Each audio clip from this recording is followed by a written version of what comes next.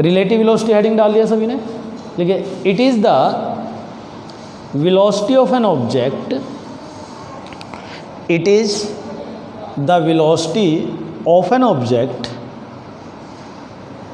with respect to other object, velocity of an object with respect to other object, and mathematically it is defined as,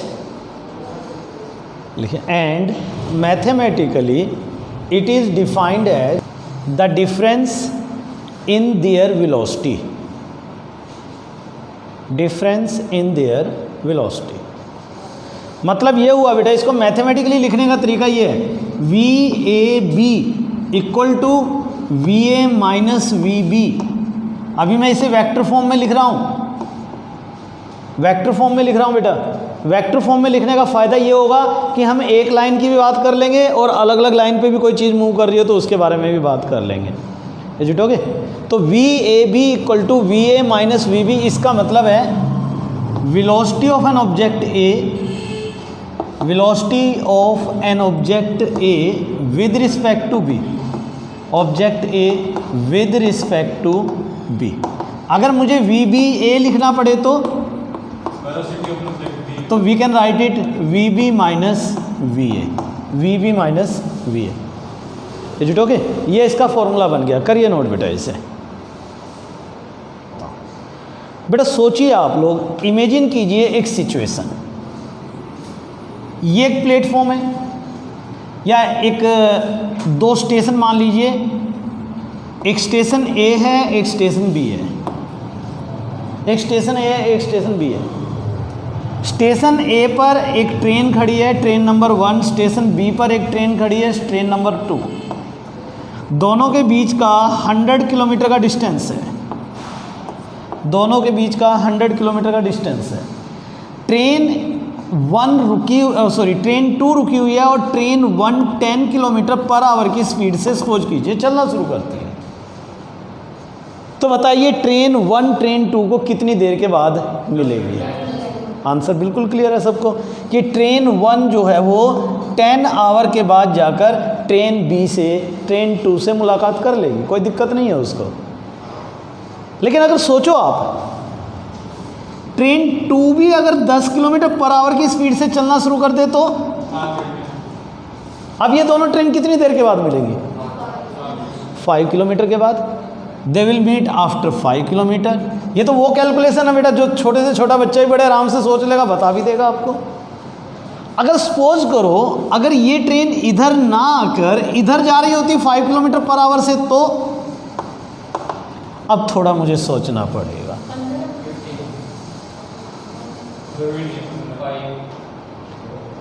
अब इसे 20 घंटे लगेंगे उसको मिलने में। कितने घंटे मिलेंगे? चलो मैं आपके हिसाब से कैलकुलेशन बताता हूँ। जब मैंने इस ट्रेन को चलाया, ये रुका हुआ था, तो इसको पूरा 100 किलोमीटर कवर करना था 10 की स्पीड से, उसे 10 घंटे लग गए। कोई दिक्कत, कोई परेशानी नहीं। लेकिन जब ये भी चलने लगी, ये भी चलने लगी, तो आपने क्या अंदाज़ा लगाया भाई 1 घंटे में 10 किलोमीटर ये आगे आएगी, 1 घंटे में 10 किलोमीटर ये आएगी, तो टोटल एक तरीके से 1 घंटे में उनके बीच का 20 किलोमीटर का डिस्टेंस कम हो जाता है। और इस हिसाब से आपने कैलकुलेशन देखी तो आपने सोचा 5 घंटे के अंदर 50 वो चल देगा, 50 वो चल देगा, दोनों आकर मिल जाएंगे। लेकिन जब इसकी बात हुई तो इसके बारे में सोचिए जरा, 1 घंटे में जब ये 10 किलोमीटर आगे जाएगा तो 5 किलोमीटर तो ये भी आगे जा चुका होगा ना भाई।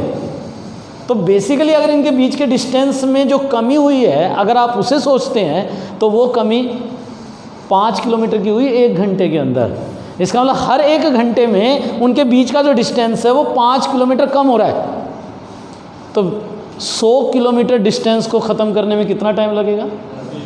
20 आवर्स लगेंगे। This is what the calculation you can do. अब देखिए इसी क्वेश्चन को हम रिलेटिव वेलोसिटी से करते हैं। अब रिलेटिव वेलोसिटी के कॉन्सेप्ट को आप ऐसे समझिए, relative velocity of an object A with respect to B equal to V A minus V B. अगर मैं इसे विदाउट वेक्टर आपको समझाने की कोशिश करूं तो मैं अभी आपको रटवा रहा हूं। ये सोचो मैं आपको रटवा रहा हूं। ऐसा क्यों हुआ है थोड़ी देर के बाद आपसे बात करता हूं। जब दो ऑब्जेक्ट अपोजिट डायरेक्शन में ट्रैवल कर रहे हों तो उनकी वेलोसिटी आपस में ऐड हो जाती है। V A B equal to V A plus V B के बराबर आ जाता है। और जब वो सेम डायरेक्शन में ट्रेवल कर रही हों तो उनकी वेलोसिटी आपस में सब्ट्रैक्ट हो जाती है, V A B equal to V A minus V B के बराबर हो जाता है। अभी आप इसको ऐसा सोचिए, मैं और एक एग्जांपल से कोशिश करता हूँ बेटा आपको समझाने की। सोचिए आपने कभी रोड पर व्हीकल्स के अंदर मूवमेंट चेक की हो। सपोज कीजिए आप एक कार में जा रहे हो, जब आप उस कार के अंदर जा रहे हो तो आपने देखा होगा पीछे से कोई कार जब आपको ओवरटेक कर रही होती है तो बड़े आराम से आपके पास से गुजरती है। इवन आप उसमें बैठे हुए लोगों को बड़े आराम से देख भी सकते हो, कौन जा रहा है कौन आ रहा है ये भी पता लग जाएगा। लेकिन अगर वही कार सामने से आ रही हो तो आपको कई बार ये भी पता नहीं लगता कि कोई कार मेरे सामने से निकल गई है। यानी कि जब उसे क्रॉस कर रही होती है तो आपको ऐसा फील होगा जैसे बड़ी तेज़ी से कोई चीज़ निकल गई हो, लेकिन पीछे से आ रही है, यानी कि कार आगे जा रही है, दूसरी ओवरटेक कर रही है, तो दोनों एक ही डायरेक्शन में जा रहे हैं। तो व्हाट दोज फीलिंग्स आर, वो भी रिलेटिव मोशन का ही कॉन्सेप्ट है। जब कार पीछे से आ रही है, पहले वाली भी आगे जा रही है, तो दोनों सेम डायरेक्शन में ट्रैवल कर रहे हैं, तो पहले वाले ऑब्जेक्ट को ऐसा फील होता है कि उसकी वेलोसिटी दूसरे वाले ऑब्जेक्ट की वेलोसिटी से कम, मतलब में से सब्ट्रैक्ट होकर आ गई है और कुछ वेलोसिटी जो है वो कम हो गई है उसकी, वो स्लो चल रहा है। आपको ऐसा ही तो फील होगा ना बेटा, आप स्लो चल रहा है। और सामने से कोई चीज़ आ जाए तो आपको ऐसा फील होता है जैसे आप तेज़ी से भाग रहे हो। Is it okay? तो सामने से आ गया तो वेलोसिटी ऐड हो गई। मैं इसे वेक्टर नोटेशन से भी आपको समझाऊंगा, पहले आप इसे सिर्फ मोटे तौर पर समझने की कोशिश कीजिए। तो जब दो ऑब्जेक्ट अपोजिट डायरेक्शन में जाते हैं तो उनकी वेलोसिटी ऐड हो जाती है। ध्यान से सुनना, अब जो बात मैं बोल रहा हूँ, मैंने इसे बोला relative velocity of an object A with respect to B. इसका मतलब सिंपली ये होता है कि इस वक्त मैं b की वेलोसिटी a को ट्रांसफ़र कर रहा हूँ। b की वेलोसिटी क्या कर रहा हूँ? a को ट्रांसफ़र कर रहा हूँ और b को रोक रहा हूँ। b को मैं इस वाली सिचुएशन में ला रहा हूँ जैसे ये पहले था। तो अगर मैं b को रोक दूँ तो उस मोशन को स्टडी करना हमारे लिए ज़्यादा आसान होगा ना। तो जब आप relative velocity of a with respect to b निकाल रहे हो, इसका मतलब सीधा ये है कि आप b की वेलोसिटी a को ट्रांसफ़र कर रहे हो और b को क्या कर रहे हो? रोक रहे हो। और ये वाली जो वेलोसिटी आ जाएगी ये a की इनिशियल वेलोसिटी बन जाएगी। अब सोचो, जब ये दोनों अपोजिट डायरेक्शन में जा रहे थे तो वी ए बी, इसको a इसको b मान लिया मैंने, तो वी ए बी कितना होगा बोलो? 10 + 10 20 किलोमीटर पर आवर। वी ए बी क्या हो गया? 20 किलोमीटर पर आवर हो गया।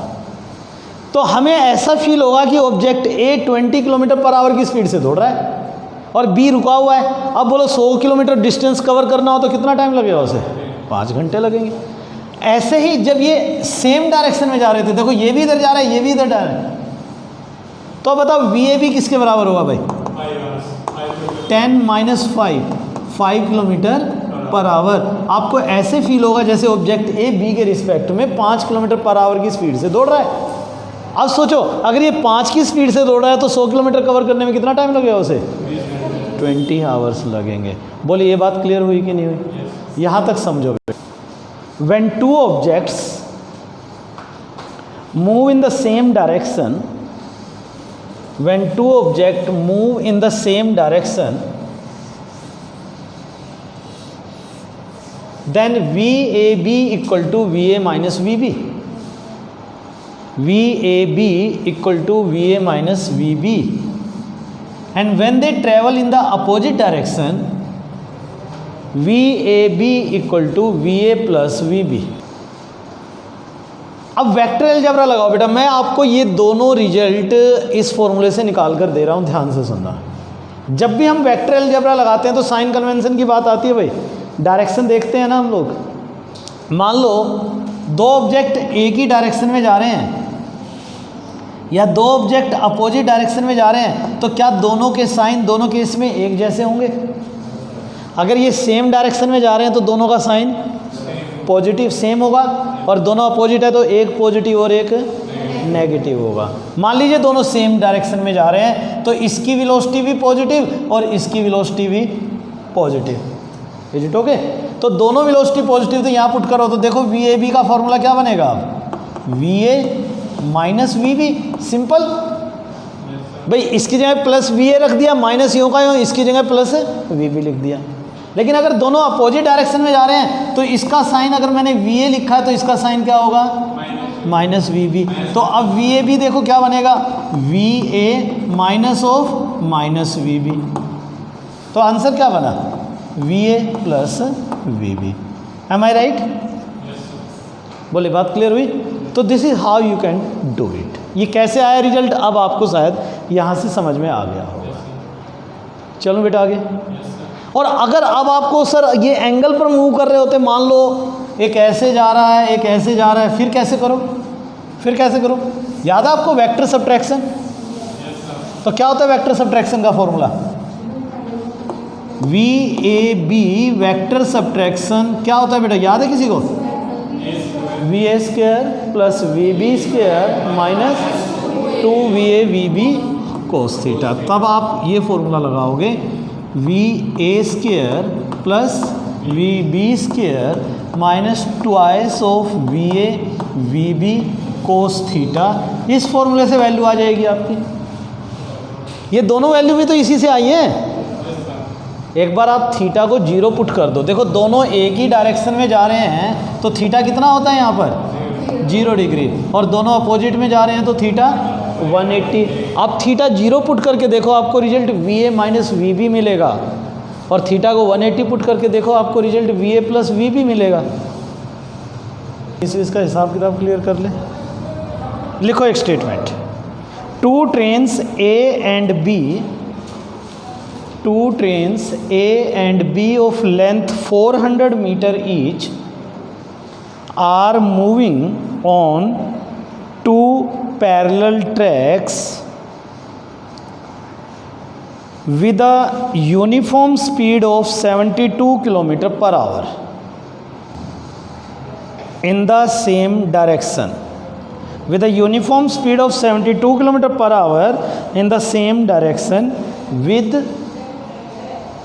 A ahead of B,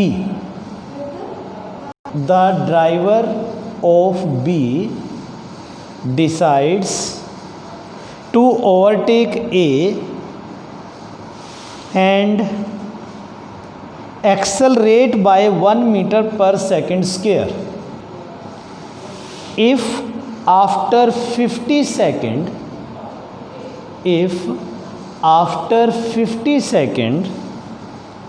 the guard of B just brushes past the driver of A,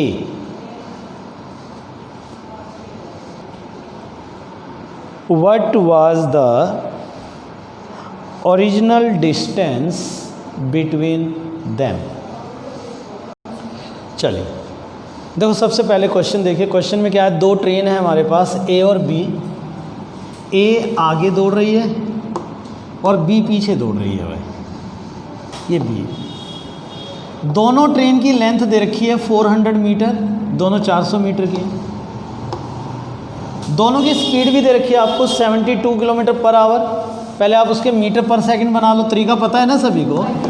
5/18 से मल्टीप्लाई करो तो 5/18, तो it comes out to be 20 metre पर सेकेंड। तो ट्रेन ए 20 मीटर पर सेकंड से जा रही थी और ट्रेन बी भी 20 मीटर पर सेकंड से ही जा रही थी बेटा। दोनों ट्रेन एक ही डायरेक्शन में दौड़ रही थी, दोनों की स्पीड 20 मीटर पर सेकंड थी। कुछ देर के बाद क्या सोचा, बी के ड्राइवर ने ये सोचा कि क्यों ना मैं ए से आगे चला जाऊं। और ऐसा करने के लिए क्या करना पड़ेगा उसे बेटा, अपनी स्पीड को बढ़ाना पड़ेगा। स्पीड को बढ़ाना मतलब एक्सेलरेट करना। तो उसने अपनी स्पीड को एक्सेलरेट करना शुरू किया 1 मीटर पर सेकंड स्क्वायर के बाद हिसाब से। उसकी स्पीड 1 मीटर पर सेकंड स्क्वायर के हिसाब से बढ़ना शुरू हो गई। तो 50 सेकंड के बाद बी का जो गार्ड था ना, उसने ए के ड्राइवर को जो है क्रॉस कर दिया। यानी कि 50 सेकंड के बाद अगर ए रुका हुआ होता तो बी की कुछ ऐसी पोजीशन होती, भाई ये जो गार्ड है बी का वो ए के ड्राइवर से बात कर रहा होता। बोलो बात क्लियर है ना, बिल्कुल आमने सामने होते। क्रॉसिंग तो तभी कंप्लीट होगी ना, या तब कंप्लीट होगी जब इसका भी गार्ड और इसका भी गार्ड बराबर खड़े हो। बोलो क्रॉसिंग कब कंप्लीट होगी? जब इस वाली ट्रेन का ड्राइवर इस वाली ट्रेन के गार्ड से कांटेक्ट में आ जाएगा, दोनों एक दूसरे के पास होंगे। Is it okay? तो 50 सेकंड के बाद वो इस पोजीशन पर था। तो क्वेश्चन ये है कि इन दोनों के बीच का ये डिस्टेंस कितना है? मैंने इसे x मान लिया। बोलो क्वेश्चन क्लियर हुआ सबको? आप स्टेटमेंट पढ़िए और चेक कीजिए बेटा, सॉल्यूशन मैं तभी बताऊंगा आपको। तो दोनों ऑब्जेक्ट, अब देखिए क्वेश्चन को सोचने का तरीका क्या है, दोनों ऑब्जेक्ट रन कर रहे हैं, एक ही डायरेक्शन में रन कर रहे हैं। अगर मैं ए को रोक दूं तो एक ही वेलोसिटी इसको दे दूंगा और फिर तो यही अकेला दौड़ रहा है और इसको यहां तक पहुंचना है, इस आदमी को यहां तक पहुंचना है, यहां तक। वो तो रुका हुआ है ना। जब ये आदमी यहां पहुंच जाएगा तो इसका मतलब क्रॉसिंग कंप्लीट हो जाएगी। अब सोचो इस आदमी ने कितना डिस्टेंस ट्रेवल किया होगा बेटा? 400 plus 400 plus x, 800 plus x distance cover किया होगा। अगर ये रुका हुआ है तो इसको रोकने के लिए क्या करूँगा मैं? इसकी वेलोसिटी इसको ट्रांसफ़र करूँगा। दोनों एक ही डायरेक्शन में कि अपोजिट में? एक ही में है तो रिलेटिव वेलोसिटी निकाल दूँ तो वी बी ए बोलिए क्या आएगा बेटा? दोनों का सम या दोनों का डिफरेंस? दोनों का डिफरेंस। तो 20 माइनस 20 क्या हो गया? 0। तो ये इसका इनिशियल वेलोसिटी हो गया। कितना डिस्टेंस ट्रेवल करना पड़ रहा है इसको? 800 प्लस एक्स। कितने टाइम में क्रॉसिंग कंप्लीट हो रही है? 50 सेकंड में। एक्सेलरेशन कितना बन रहा है? 1 मीटर पर सेकंड स्क्वायर का। तो कौन सा इक्वेशन लगा दूँ? S equal to U T plus half A T square. X का आंसर आ जाएगा। करिए बेटा इस क्वेश्चन को, देखिए जरा। S 800 plus X equal to 0 plus half into 1 into 50 square. 1250। X की वैल्यू 450 आ रही है बेटा। 450 मीटर ये आपका आंसर आता है। A police van moving on a highway with a speed of 30 km per hour fires a bullet at a thief car. Fires a bullet at a thief car speeding away in the same direction with a speed of 192 km per hour. If the speed of bullet is 150 meter per second, with what speed does the bullet hit the thief's car? Okay, statement समझिए बेटा क्या है। इसमें ना एक police van है जो एक हाईवे पर दौड़ रही है 30 किलोमीटर पर आवर की स्पीड से। ये मान लीजिए भाई एक पुलिस वैन है और इस पुलिस वैन की मैं वी लिख देता हूँ, वैन। इसकी स्पीड कितनी दे रखी है? 30 किलोमीटर पर our. A policeman moving on a highway with a speed of 30 km per hour fire a bullet at thief car speeding away in the direction with a speed of 192 km per hour. उससे आगे एक चोर की कोई car दौड़ रही थी और उस कार की जो वेलोसिटी थी वो थी 192 किलोमीटर पर आवर। तो ये पुलिस वैन है तो बेटा इसके ऊपर कोई पुलिस पर्सनल रहे होंगे, उनके हाथ में कोई गन थी। तो उस गन से उन्होंने क्या किया? If the speed of the bullet is 150 metre पर सेकेंड, तो सीधी बात है उन्होंने क्या किया होगा? यहाँ पर एक बुलेट फायर किया होगा और उस बुलेट की स्पीड दे रखी है 150 मीटर पर सेकेंड। तो क्वेश्चन आपसे ये पूछा है, ये बताइए कि वो बुलेट उस थीफ कार पर जाकर जब टकराएगी तो कितनी स्पीड के साथ टकराएगी? बोलो, क्वेश्चन सबको समझ में आ गया? अब सिचुएशन को सोचना शुरू करते हैं बेटा। सबसे पहले आप ये सोचिए कि अगर मेरे पास ये वैन रुकी होती तो यहाँ से जो बुलेट जाती वो कितनी स्पीड से जाती? 150 की स्पीड से जाती है। लेकिन अब ये भी तो मूव कर रही है ना, तो क्या इसकी वेलोसिटी इसकी स्पीड को बढ़ाएगी? बढ़ाएगी। भाई मान लो आप एक कार के ऊपर बैठे हो और कार 100 की स्पीड से दौड़ रही है, तो आप कितनी स्पीड से दौड़ रहे हो? 100 की स्पीड से दौड़ रहे हो, सीधी बात है। अर्थ के रिस्पेक्ट में बात होती है सारी। तो आप भी तो 100 की स्पीड से दौड़ रहे हो। इसका मतलब ये बुलेट जब तक हमने फायर नहीं की थी तो एक तरीके से बुलेट ऑलरेडी 30 किलोमीटर पर आवर की स्पीड से जा रही थी, और अब उसने 150 की स्पीड से और फायर कर दिया, तो बुलेट की स्पीड में वैन की स्पीड ऐड हो जाएगी। तो यानी कि जो बुलेट यहाँ से चलेगा वो 150 प्लस 30 किलोमीटर पर आवर, लेकिन ये मीटर पर सेकंड है, ये किलोमीटर पर आवर है बेटा। एक काम तो करना पड़ेगा, या तो दोनों को मीटर पर सेकंड में डाल लो या दोनों को किलोमीटर पर आवर में। चलो मीटर पर सेकंड में बदल लेते हैं इसको। 30 इंटू 5/18, 6 5 जा 63, तो ये 25/3 आ गया बेटा मीटर पर सेकंड। तो velocity of bullet with respect to van, police van, तो ये दोनों ऐड हो जाएंगे बेटा। 150 प्लस 25/3, तो 450 475/3 मीटर पर सेकंड से ये बुलेट जा रहा होगा। जबकि थीफ की कार की वेलोसिटी क्या है? वेलोसिटी ऑफ थीफ कार कितनी है बेटा? 192 इंटू 5/18,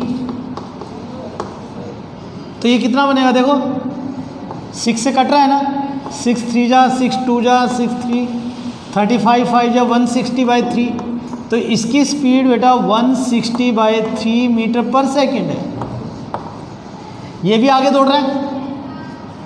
अब बोलो, अब आपके पास सिचुएशन ये हुई कि आपके पास एक बुलेट दौड़ रही है इतनी वेलोसिटी से, थीफ की कार दौड़ रही है इतनी वेलोसिटी से, तो जब ये बुलेट इससे टकराएगी तो इसकी वेलोसिटी कितनी होगी? क्योंकि दोनों एक ही डायरेक्शन में दौड़ रहे हैं ना बेटा, दो ऑब्जेक्ट रोक रहे हैं ना, तो मैं इसको रोक दूँ ना, तभी तो पता लगा पाऊंगा ना उससे कितना टकराया है। तो रोकूंगा तो इसकी स्पीड इसको ट्रांसफ़र करनी होगी, दोनों एक ही डायरेक्शन में जा रहे हैं, तो what is the relative velocity? बोलो बेटा, रिलेटिव वेलोसिटी ही तो निकलेगी ना। दोनों को सब्ट्रैक्ट कर दो, 475/3 माइनस 160/3, तो कितना आ गया देखना बेटा।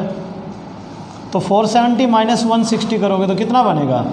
315/3, तो 105 मीटर पर सेकंड की स्पीड से वो बुलेट उस थीफ की कार को जाकर टकराएगी।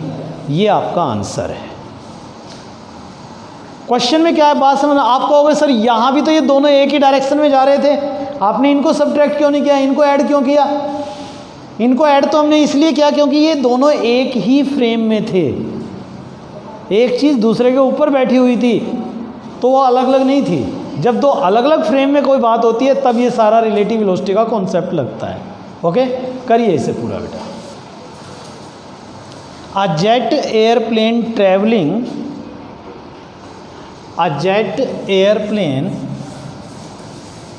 traveling at the speed of a jet airplane traveling at the speed of 500 km per hour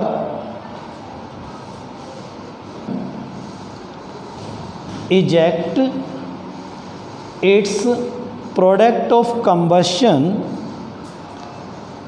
at the speed of 1500 km per hour relative to the jet plane. Speed of what is the speed of later with respect to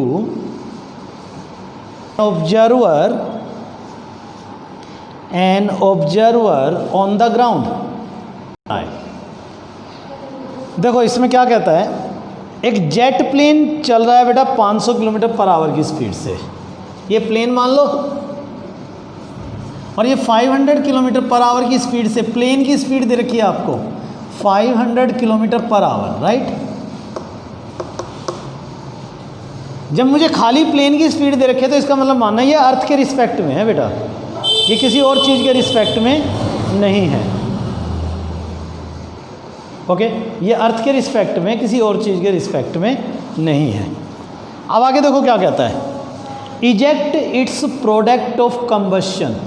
आपने देखा ना jet plane में पीछे एक धुआं सा निकलता है, तो ये अपना प्रोडक्ट ऑफ कंबशन यानी कि एक धुआं निकाल रहा है पीछे की तरफ, स्मोक। इस स्मोक की वेलोसिटी दे रखी है, क्या दे रखी है, 1500 किलोमीटर पर hour relative to the jet plane. ये अर्थ के रिस्पेक्ट में नहीं है, किसके रिस्पेक्ट में है, जेट प्लेन के रिस्पेक्ट में है। यानी कि स्मोक की velocity with respect to plane 1500 kilometre पर आवर आपको दे रखी है भाई। तो आपसे पूछा है कि what is the speed of letter. Letter का मतलब जो वर्ड इसमें बाद में यूज किया गया है, बाद में कौन यूज किया गया है, स्मोक। ठीक है, स्मोक की velocity with respect to an observer on the ground, ground पर कोई ऑब्जर्वर खड़ा हुआ है उसके रिस्पेक्ट में उसकी वेलोसिटी क्या होगी ये बताइए। एक मिनट बेटा, अब स्मोक तो नीचे ही जाएगा ना, ये स्मोक है, मुझे इसकी वेलोसिटी निकालनी है। अब इस क्वेश्चन को देखो, दो तरीके से करेंगे, एक वेक्टर फॉर्म में कर लेते हैं पहले, और दूसरा फिर सिंपल मैग्नीट्यूड की फॉर्म में कर लेते हैं। दोनों तरीके से आपको क्वेश्चन को करवाता हूँ। पहले मैग्नीट्यूड की टर्म में सोचो, यहाँ दो चीज़ मूव कर रही है, एक प्लेन मूव कर रहा है, एक स्मोक मूव कर रहा है। Are they in same direction और in opposite direction, opposite direction.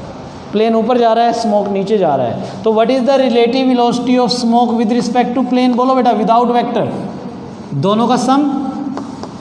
भाई दो ऑब्जेक्ट अगर अपोजिट में हो तो दोनों की रिलेटिव वेलोसिटी दोनों के सम के बराबर आती है ना।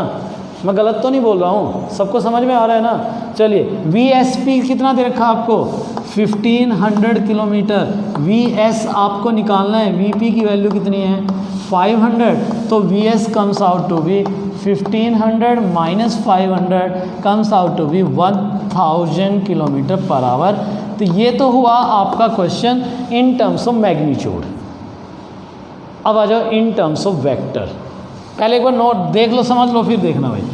इसमें स्मोक की velocity with respect to plane निकालना है, तो फॉर्मूला बना V S minus V P. बेटे इस फॉर्मूले में और उस फॉर्मूले में कंफ्यूजन तो नहीं होगा ना। इसमें मैंने मैग्नीट्यूड यानी कि डायरेक्शन ऑलरेडी ले ली है, और जो रिजल्ट हमने शुरू में बनाया था कि दो ऑब्जेक्ट एक ही डायरेक्शन में जाते हैं तो वेलोसिटी सब्ट्रैक्ट होती है, और अपोजिट में जाते हैं तो वेलोसिटी ऐड होती है, उस कॉन्सेप्ट को लेकर चला। लेकिन यहाँ मैंने इसकी ओरिजिनल फॉर्म ले ली है कि जब रिलेटिव वेलोसिटी निकालते हैं तो उनका वेक्टर सब्ट्रैक्शन के बराबर होता है। एक डायरेक्शन को पॉजिटिव और एक को नेगेटिव मान लो, जो आपकी चॉइस है वो मान लो।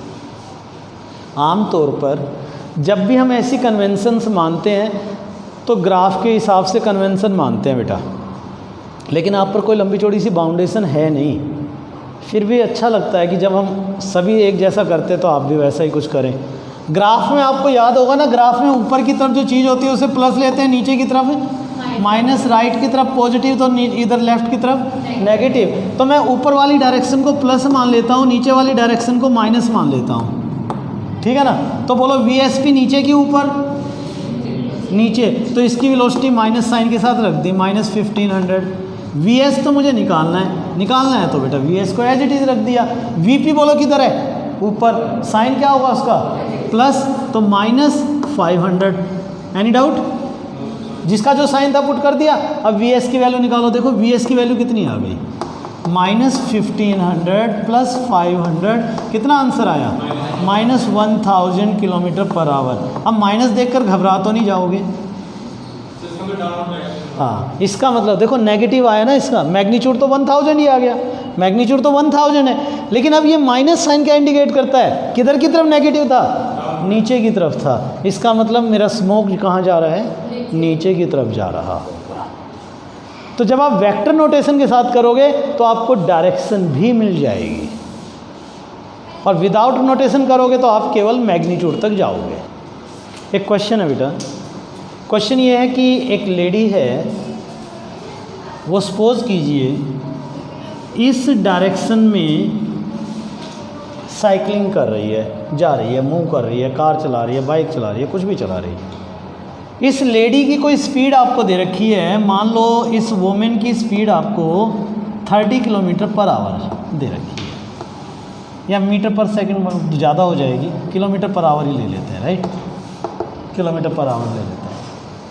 जिस वक्त ये अपनी साइकिल पर जा रही थी उसी वक्त अचानक क्या होती है, बारिश आना शुरू हो जाती है, और बारिश की अपनी स्पीड, रेन की जो स्पीड है वो 10 किलोमीटर पर आवर है। अब लेडी थोड़ी सी इंटेलिजेंट ज़्यादा थी, तो घर से जब वो निकली अपने साथ छाता लेकर निकली थी। तो क्वेश्चन ये है कि उसे छाता किस डायरेक्शन में खोलना होगा कि वो बारिश से अपने आप को बचा ले। ऊपर ऐसे? नहीं नहीं नहीं, बिल्कुल नहीं। आपको ये सोचना होगा कि जो बारिश है वो उस वुमेन को कितने एंगल पर आकर गिर रही है। अगर वो बिल्कुल सीधे आकर गिर रही होगी तो यस, उसे बिल्कुल सीधा रोकना पड़ेगा, लेकिन वो सीधी तो गिरेगी नहीं ना, क्योंकि ये खुद भी तो क्या कर रही है, चल रही है। तो क्या मैं पहले ये पता लगा लूँ कि रेन उस वुमेन के रिस्पेक्ट में कितने एंगल पर आकर गिर रही है? Is it okay? तो बात हुई relative velocity of rain with respect to women. मान लो ये भी पता लगाए कि भाई रेन जो है वो उस वुमेन को कितनी वेलोसिटी के साथ आगे टकरा रही है, ये भी पता लगाया जा सकता है, ठीक है। और किस डायरेक्शन में, तो सीधी बात, एंगल बोलो दोनों के बीच में कितना है, ये तो दिखाई दे रहा है 90 डिग्री। वैसे मैं गलत बोल रहा हूँ, बोलो गलत बोल रहा हूँ, साक्षी गलत बोल रहा हूँ?